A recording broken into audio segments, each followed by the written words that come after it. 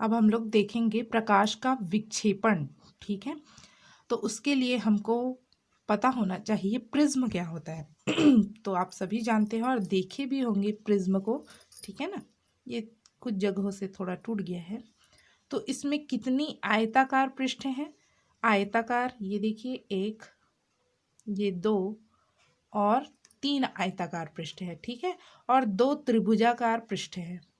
ठीक है, तो प्रिज्म एक ऐसा पारदर्शी सामान्यतः कांच होता है जो तीन आयताकार पृष्ठों तथा दो त्रिभुजाकार पृष्ठों से घिरकर बना होता है। ठीक है, जिसमें तीन आयताकार पृष्ठ और दो त्रिभुजाकार पृष्ठ होते हैं। प्रिज्म को इस प्रकार रखा जाता है कि उसके आयताकार पृष्ठ ऊर्ध्वाधर तथा त्रिभुजाकार पृष्ठ क्षैतिज रहे। ठीक है, इस प्रकार से रखा जाता है किसी प्रिज्म को। ठीक है, जो आयताकार पृष्ठ होती हैं वो अपवर्तक सतह कहलाती हैं। ठीक है ना, ये देखिए, अपवर्तक फलक, अपवर्तक फलक। ठीक है, यहाँ पर जो कोण बनेगा वो प्रिज्म का कोण कहलाता है। ठीक है, क्या कहलाता है? प्रिज्म का कोण। ये सामान्यतः जो है 60 अंश का होता है और ये नीचे वाला जो पोर्शन है वो आधार कहलाता है, जहाँ रखा हुआ है। ठीक है, एक समबाहु त्रिभुज को व्यक्त करता है ये। ठीक है ना, सभी भुजाएं बराबर रहती हैं और जो कोण होता है यहाँ पर वो क्या कहलाता है? प्रिज्म का कोण। और जो दो आयताकार पृष्ठें हैं वो अपवर्तक पृष्ठ और एक जो आयताकार पृष्ठ है वो आधार का कार्य करती है। ठीक है, अब देखते हैं प्रिज्म द्वारा प्रकाश का अपवर्तन किस प्रकार से होगा। ठीक है ना, तो माना कि ABC एक प्रिज्म है। ठीक है, यदि आप डायग्राम बना लिए तो ये पूरी थ्योरी आपको बहुत बड़ा लग रहा होगा, थ्योरी आसानी से लिख सकते हैं। तो ABC एक प्रिज्म है, AB व AC क्या होंगे? अपवर्तक पृष्ठ, और A क्या होगा? प्रिज्म का कोण है, मान लीजिए। ठीक है, तो प्रकाश किरण PQ अपवर्तक पृष्ठ AB के बिंदु Q पर आपतित होगी। ठीक है ना, अब सघन माध्यम ये वायु है, ये सॉरी विरल माध्यम वायु, और ये कांच है तो सघन माध्यम। और ये हमने क्या खींच दिया यहाँ? अभिलंब, अपवर्तक पृष्ठ से लंब बनाता हुआ 90 अंश का कोण बनाता हुआ अभिलंब MO खींच दिए हैं। ठीक है, तो प्रकाश किरण PQ क्या होगी? विरल से सघन में जाएगी तो अभिलंब की ओर झुक जाएगी। ठीक है ना, विरल से सघन में जाने पर क्या होगा? अभिलंब इस प्रकार से सीधा जाना था उसको, प्रकाश किरण सीधी मार्ग में चलती ना, परंतु अपवर्तन के कारण क्या होगा? प्रकाश किरण सीधा ना जाके कुछ झुक जाएगी अभिलंब की ओर। ठीक है, तो QR मार्ग का अनुसरण करेगी। अब देखिए, अब प्रकाश किरण का पुनः अपवर्तन होगा, कैसे? तो सघन माध्यम कांच से पुनः वायु में जाएगी, विरल माध्यम में। तो QR किरण जो है अपवर्तक पृष्ठ AC के बिंदु R पर मिलती है और R से अभिलंब क्या गया है? ON। ठीक है, R पर अभिलंब क्या है? ON है। ठीक है, अतः प्रकाश किरण सघन माध्यम से जब विरल माध्यम में जा रही है तो अभिलंब से क्या हो रही है? दूर हट जाएगी। ठीक है, और RS जो है निर्गत किरण कहलाएगी। ठीक है, पुनः देखते हैं, प्रकाश किरण PQ आपतित हुई बिंदु Q पर, अभिलंब से क्या हो जाएगी? विरल से सघन में जा रही है तो अभिलंब से दूर, सॉरी, अभिलंब की ओर झुक जाएगी। ठीक है, अब प्रकाश किरण QR विरल सघन से विरल में जाएगी तो क्या होगा? प्रकाश किरण अभिलंब से दूर हट जाएगी। विरल से सघन में गया तो अभिलंब की ओर झुक गया, सघन से विरल में आया तो दूर हट गया। ठीक है, I कहलाएगा आपतन कोण। ठीक है, POM, PQM जो है आपतन कोण कहलाएगा। ठीक है, यहाँ अपवर्तन कोण ये R1 होगा, यहाँ अपवर्तन कोण R2 होगा। ठीक है, और ये प्रकाश किरण क्या कहलाएगी? निर्गत कोण। ठीक है, यहाँ हमने अपवर्तन कोण R1 और R2 नाम दिया है क्योंकि प्रकाश किरण को यदि इधर से देखेंगे तो ये आपतन कोण, ये अपवर्तन हो जाएगा। ठीक है, यहाँ से इस ओर से भी देख सकते हैं ना, तो ये आपतन कोण और ये अपवर्तन कोण का मान होगा ठीक है ना, इसलिए R1 और R2 से प्रदर्शित किए हैं अंदर में जो कोण है उसको।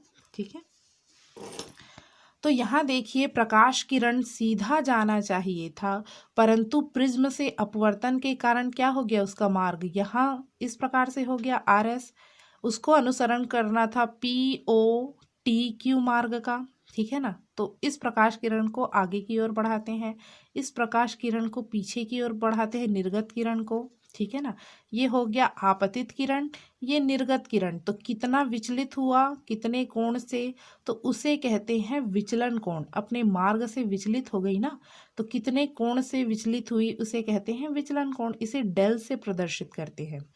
तो परिभाषा क्या बन गई विचलन कोण की, कि आपतित किरण और निर्गत किरण के बीच बने कोण को क्या कहेंगे, विचलन कोण।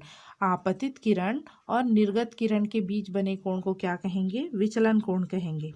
ठीक है, तो डायग्राम देख के आप थ्योरी लिख सकते हैं। ठीक है, अब इसको सॉल्व करते हैं। ठीक है, तो यहाँ मैंने सॉल्व किया है इसको। प्रिज्म द्वारा प्रकाश का अपवर्तन किस प्रकार से होगा, इसको हमको देखना है। तो ध्यान दीजिए, यहाँ एक चतुर्भुज और त्रिभुज लेना है हमको। ठीक है, तो चतुर्भुज कौन सा है, AQOR। कौन सा चतुर्भुज, AQOR। तो यहाँ देखिए MQO क्या है, इस पृष्ठ पर अभिलंब है। MQO क्या है, अभिलंब। अभिलंब मतलब क्या समझते हैं, 90 अंश का कोण बन रहा होगा। यहाँ देखिए ORN भी क्या है, अभिलंब है। अभिलंब है मतलब कितने अंश का कोण बन रहा होगा, 90 अंश। तो कोण Q और कोण R क्या है, 90 अंश के कोण बना रहे हैं। और हम सभी जानते हैं चतुर्भुज के चारों कोणों का योग क्या होता है, 360 अंश होता है। तो दो कोण तो पता चल गया, 90-90 अंश के हो गए। ठीक है, उसी को हमको यहाँ लिखना है। तो यहाँ लिख लिया मैंने, कोण AQO, Q को दर्शा रहे हैं ना, कोण को हमेशा बीच में लिखा जाता है। ठीक है, तो कैसे लिखेंगे, AQO और ARO। ठीक है, AQO और ARO बराबर 180 अंश लिख दिया मैंने। ये भी 90 अंश का है, ये भी 90 अंश का है, तो 90-90 कितना हो गया, 180 अंश। शेष कोण कौन कौन से बचे हुए हैं, तो हमारे पास एक तो कोण A बचा है और दूसरा कोण O बचा है। तो कोण A धन कोण QOR कितना होगा, शेष कोणों का योग, कोण A धन कोण QOR बराबर हो जाएगा 180 अंश। तीन दोनों को जोड़ेंगे तब तो होगा ना, 180 धन तो 180 अंश पहले से हो गया, ये दोनों समकोण है तो उनका योग। अब बाकी जो दो कोण बने उनका योग कितना होना चाहिए, तो 180 अंश ही होना चाहिए, तभी तो कितना होगा, 360 होगा ये। ठीक है ना, क्योंकि चतुर्भुज के चारों कोणों का योग क्या होता है, 360 अंश होता है। तो इस प्रकार से हम लोगों ने शेष कोणों का योग कितना निकाल लिया, 180 अंश। तो इस समीकरण का हमको काम है, इसलिए यहाँ से स्टार्टिंग करेंगे नंबरिंग करना। तो समीकरण 1, अब हम लेते हैं त्रिभुज OQOR। ठीक है ना, त्रिभुज QOR में ये वाला त्रिभुज, तो यहाँ से दिख रहा है ये त्रिभुज के तीनों कोणों का योग 180 अंश होता है। ये R1 R2 और तीसरा कोण O है, तो QOR लिखेंगे, तीनों कोणों का योग 180 अंश। तो यहाँ मैंने लिखा है R1 प्लस R2 प्लस कोण QOR बराबर कितना, 180 अंश। ठीक है, ये समीकरण 2 हो गया।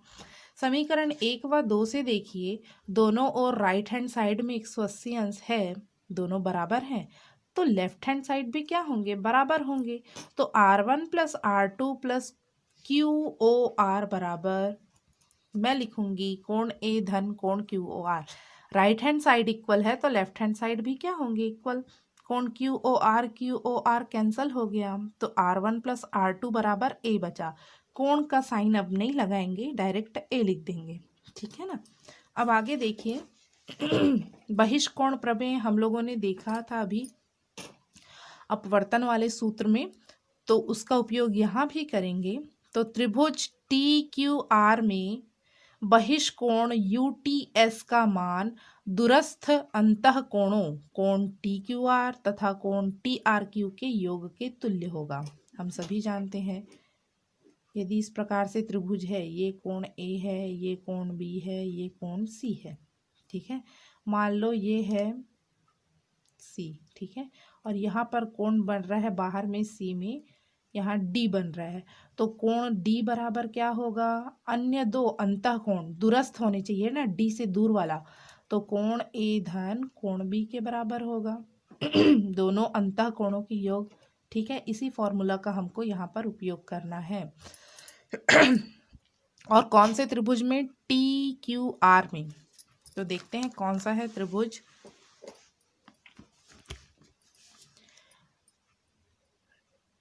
टी क्यू आर में, ठीक है। बहिष्कोण बाहर का कोण क्या है, विचलन कोण डेल है। ये दो कोणों के योग के बराबर होगा। कौन कौन से, टी क्यू आर कोण क्यू और कोण आर, तो कोण को बीच में लिखते हैं टी आर क्यू के, दोनों के योग के तुल्य होगा। पुनः देखिए बहिष्कोण क्या है, डेल, तो इन दोनों कोणों के योग के बराबर होगा ना, कोण क्यू धन कोण आर, तो इसको ऐसे लिखते हैं टी क्यू आर, बीच में होना चाहिए कोण वाला, और टी आर क्यू के रूप में, दोनों के योग के रूप में लिख देते हैं। तो हमारे पास आ जाएगा कोण U T S is equal to T Q R धन टी आर क्यू। अब इसकी वैल्यू निकालनी है हमको। ये कोण का मान निकालने के लिए आपको नॉलेज होना चाहिए शीर्षाभिमुख कोण का, ठीक है। ये देखिए ये कोण यदि आई है तो इसका सम्मुख कोण भी क्या होगा, आई होगा। कितना होगा, आई होगा, ठीक है ना। तो हमको चाहिए ये वाले कोण का मान, ठीक है। इस छोटे कोण का मान कितना होगा, तो पूरा कोण है आई, इतना कोण है R1, तो ये बचा वाला क्या होगा जी, ये बचा वाला होगा I माइनस R1, होगा कि नहीं होगा। जैसे ये पूरी दूरी है 5 किलोमीटर, 5 मीटर, ठीक है। इतना दूरी पता है मुझे 2 मीटर है, तो इस दूरी का मान कितना होगा, 5 ऋण 2, ये तो 3 मीटर होगा कि नहीं, 5 ऋण 2 3 मीटर। वैसे ही ये पूरे कोण का मान है आई, इस छोटे भाग का मान है R1, तो इस कोण का मान क्या होगा, I माइनस R1, जो ज़्यादा है बड़े में से छोटे को घटा दो, तो ये वाले पोर्शन का मान यहाँ ज्ञात हो जाएगा, ठीक है। वैसे ही यहाँ देखिए ये E है और इधर R2 है, तो शीर्षाभिमुख कोण से ये भी पूरा क्या होगा, E होगा, क्या होगा, पूरा E। तो ये वाला छोटे कोण का मान हमको ज्ञात करना है, तो क्या होगा, अब एक्सपर्ट हो गए हैं हम, E माइनस R2 होगा, क्या होगा, E माइनस R2, ठीक है। तो इसी प्रकार से हम इसका मान निकाले हैं कोण TQR का। देखते हैं डायग्राम में। तो यहाँ देखिए TQR का निकालना है, ये वाले कोण का मान छोटा वाला, तो शीर्षाभिमुख से ये I है, तो ये भी पूरा I हो जाएगा। कितना हो जाएगा, I हो जाएगा, ठीक है ना। अब क्या करेंगे, इस छोटे वाले पोर्शन का मान I माइनस R1, वैसे ही यहाँ पे देखिए ये E है, इधर भी E होगा, ठीक है। इस छोटे वाले पोर्शन का मान E माइनस R2 हो जाएगा, ठीक है। तो ये छोटे कोण TQR का मान I1 माइनस R1 और इस छोटे कोण का मान TRQ का E माइनस R2 होगा, ठीक है ना। तो वही वैल्यू मैंने यहाँ लिखी हुई है, I minus R1 plus E minus R1, ठीक है। तो del is equal to I और E को एक साथ ले लो, I प्लस E, इन दोनों में से माइनस कॉमन निकालिए, R1 प्लस R2 लिख दिए, ठीक है। अब I plus E R1 plus R2, देखो यहाँ समीकरण 3 से A के बराबर है, तो इसकी जगह मैंने A लिख दिया, A को पक्षांतर कर दिया, तो डेल प्लस A बराबर I प्लस E।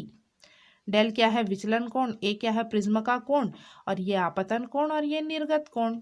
तो प्रिज्म के विचलन कोण एवं प्रिज्म के कोण का योग, दोनों का योग आपतन कोण और निर्गत कोण के योग के तुल्य होता है, ठीक है। तो बहुत ही आसान टॉपिक है। बस पहले क्या लेना है, एक चतुर्भुज लेना है, दो कोण 90 अंश के, दोनों का योग 180 अंश हो गया। शेष कोण जो बचा उनका योग भी क्या होगा, 180 होगा। त्रिभुज ले लिए, त्रिभुज के तीनों कोणों का योग 180 अंश होता है, ठीक है। कौन सा त्रिभुज और कौन सा चतुर्भुज लेना है ये ध्यान रखेंगे। दोनों को बराबर कर दिए, राइट हैंड साइड बराबर है तो लेफ्ट हैंड साइड भी बराबर हो गया। ठीक है, बहिष्कोण प्रमेय लगा दिए, इसका मान निकाल लिए। ठीक है, तो बहुत ही आसान है ये। अब देखते हैं न्यूनतम विचलन कोण एवं आई डेल ग्राफ। आई मतलब आपतन कोण, डेल मतलब विचलन कोण, दोनों के बीच ग्राफ खींचना है। ये हमारे प्रैक्टिकल में भी है, तो इस ग्राफ की सहायता से समझते हैं। ये है आपतन कोण और ये क्या है, विचलन कोण। ठीक है, यहाँ से क्या समझ में आ रहा है, जैसे जैसे आपतन कोण का मान बढ़ा रहे हैं वैसे वैसे विचलन कोण का मान कम होते जा रहा है। ठीक है, एक निश्चित मान पर कम हो गया। ठीक है, उसके बाद यदि आपतन कोण का मान बढ़ा रहे हैं तो फिर से क्या हो रहा है, विचलन कोण का मान बढ़ते जा रहा है। ठीक है, तो एक विशेष मान आपतन कोण का जिसके लिए विचलन कोण का मान न्यूनतम होता है। देखिए यहाँ धीरे धीरे कम हुआ, परंतु आपतन कोण का मान बढ़ाते ही जा रहे हैं तो विचलन कोण का मान बढ़ते जा रहे हैं। ठीक है, एक विशेष मान जिस आपतन कोण का वह विशेष मान जिसके लिए आपतन कोण का वह विशेष मान जिसके लिए विचलन कोण का मान न्यूनतम होता है, न्यूनतम विचलन कोण कहलाता है। ग्राफ की सहायता से याद रखना बहुत ही आसान है। ठीक है, यहाँ पढ़ सकते हैं, आपतन कोण का मान को और बढ़ाने पर विचलन कोण का मान बढ़ने के बजाय कम होने के बजाय बढ़ने लगता है। विचलन कोण के न्यूनतम मान को ही न्यूनतम विचलन कोण कहते हैं। ठीक है, तो इस ग्राफ से हम क्या क्या चीज़ें निष्कर्ष निकाल सकते हैं, इसमें मेन चीज़ यही है निष्कर्ष निकालना। तो यहाँ देखिए न्यूनतम विचलन कोण, पहला निष्कर्ष ये निकल रहा है कि न्यूनतम विचलन कोण के संगत आपतन कोण का कितना मान है, तो आपतन कोण का एक ही मान है। देखो ये न्यूनतम विचलन कोण, उसके संगत आपतन कोण का मान एक है आई। अब इससे क्या निष्कर्ष निकलेगा, तो इससे ये निष्कर्ष निकल रहा है कि ध्यान दीजिएगा,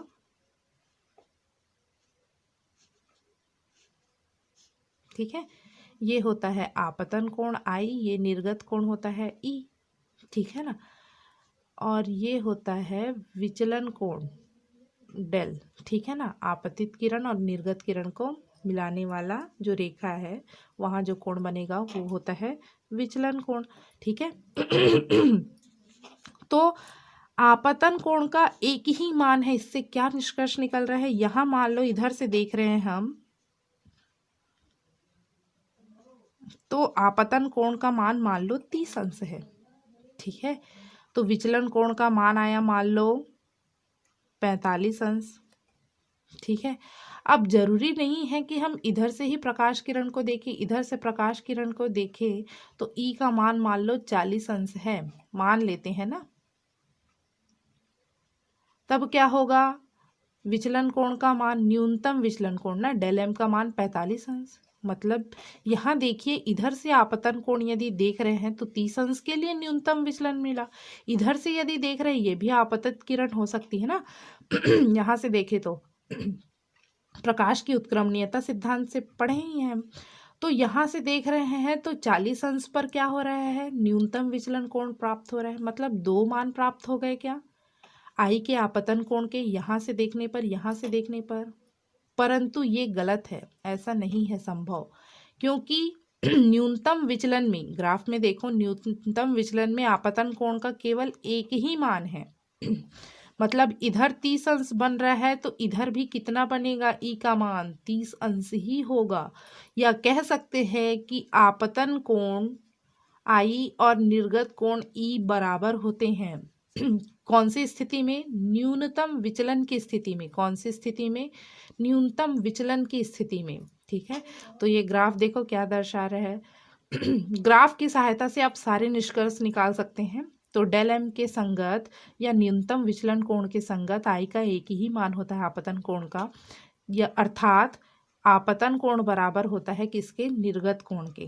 ठीक है, समझ में आया सभी को? ये निष्कर्ष निकला। दूसरा निष्कर्ष क्या निकला? यदि आपतन कोण को हटा दें, उस वैल्यू को ना ले, तो प्रत्येक डेल के संगत, विचलन के संगत आपतन कोण के 2 मान मिलेंगे हमको।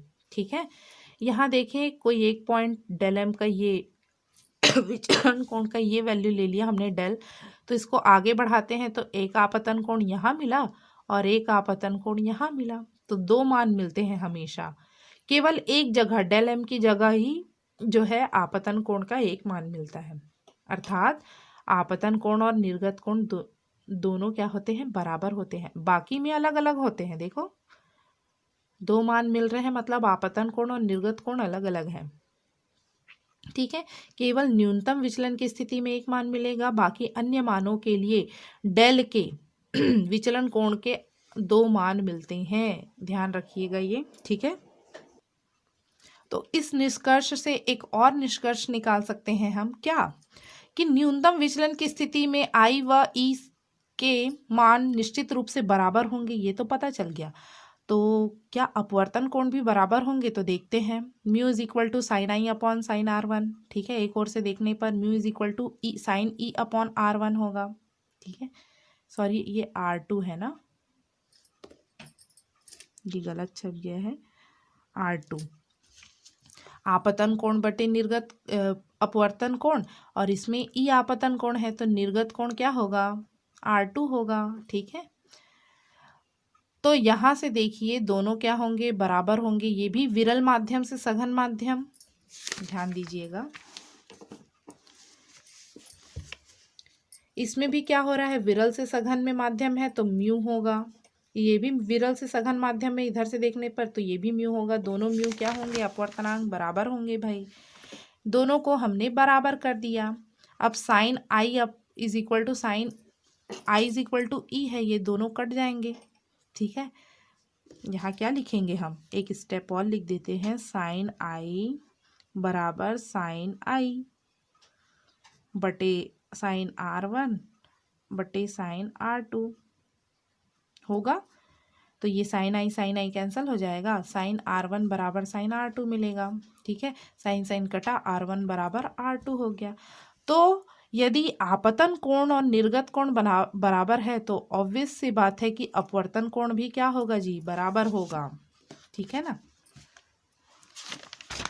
यहाँ से समझिए, यदि इधर 30 अंश का कोण बन रहा है, इधर भी 30 अंश का कोण बन रहा है, तो भाई 30 अंश का जो अभिलंब से दूर हटेगा वो समान रूप से ही होगा ना। ठीक है, यहाँ मान लो 40 अंश बन रहा है तो इधर भी क्या होगा? 40 अंश भी होगा। सॉरी, ये 30 है, अभिलंब की ओर झुक रही है, मतलब 25 बन रहा है तो इधर भी 25 ही बनेगा। ठीक है, प्रूफ कर लिए हम कि न्यूनतम विचलन की स्थिति में आपतन कोण और निर्गत कोण तो बराबर होते ही हैं, अपवर्तन कोण भी बराबर होते हैं। ठीक है, तो ये न्यूनतम विचलन स्थिति के कुछ महत्वपूर्ण टॉपिक्स हैं। ठीक है, बिंदु हैं, याद रखेंगे उसको। यहाँ लिखा भी हुआ है, आपतन कोण निर्गत कोण बराबर होता है। आपतित किरण और निर्गत किरण प्रिज्म के अपवर्तक पृष्ठों से समान कोण पर झुकी होती है। भाई कोण बराबर है मतलब अभिलंब से समान कोण पर ही झुकी होगी ना। यदि आधार के दोनों कोण बराबर हो तो अपवर्तित पृष्ठ प्रिज्म के आधार के समांतर होती है। बस ये दोनों पॉइंट याद रखिए कि आपतन कोण निर्गत कोण के बराबर होता है और अपवर्तन कोण जो है वो भी बराबर होते हैं। ठीक है।